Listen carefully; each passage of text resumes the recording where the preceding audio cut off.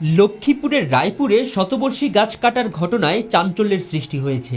বৈষম্য বিরোধী ছাত্র আন্দোলনের সমন্বয়ক জুবায়ের আল ইয়াসিনের বাবা শামসুল আলম অনুমতি ছাড়াই জেলা পরিষদের এই গাছের ৯৫ ভাগ কেটে ফেলেন। ঘটনাটি ঘটে নতুন বাজার এলাকার শহীদ মিনারের পাশে, যেখানে শামসুল আলমের বাসভবন অবস্থিত। গাছটি কাটার জন্য শামসুল আলম ৩০,০০০ টাকায় গাছিদের সঙ্গে চুক্তি করেন। ২৮ সেপ্টেম্বর সেই শতবর্ষী গাছের অধিকাংশই কেটে ফেলা হয়, যা দ্রুতই এলাকা জুড়ে তীব্র আলোচনার জন্ম দেয়। এই যে গাছের মালিক হয় না, এই দেখা শামসু? হ্যাঁ হ্যাঁ শামসু। শামসু উনি বলছে গাছ কাটার জন্য? হ্যাঁ হ্যাঁ হ্যাঁ ৩০,০০০ টাকা কন্ট্যাক্ট না? হ্যাঁ। আচ্ছা আচ্ছা, এইটা কে টাকা দিবে বলছে? আমি কইছি তো হে দেবো। হে কে? ওই যে শামসু।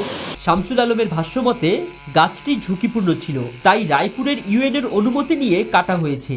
কিন্তু রায়পুর উপজেলা নির্বাহী কর্মকর্তা ইমরান খান স্পষ্টভাবে জানান, বৈদ্যুতিক তারের কারণে শুধুমাত্র কিছু ডালপালা কাটার অনুমতি দেয়া হয়েছিল, সম্পূর্ণ গাছ কাটার কোনো অনুমতি দেয়া হয়নি।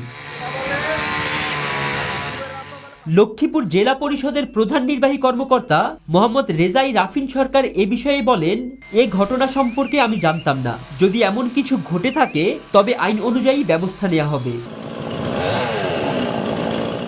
এ ঘটনায় পুরো এলাকায় সমালোচনার ঝড় উঠেছে, আর আইনগত পদক্ষেপের অপেক্ষায় রয়েছে স্থানীয়রা।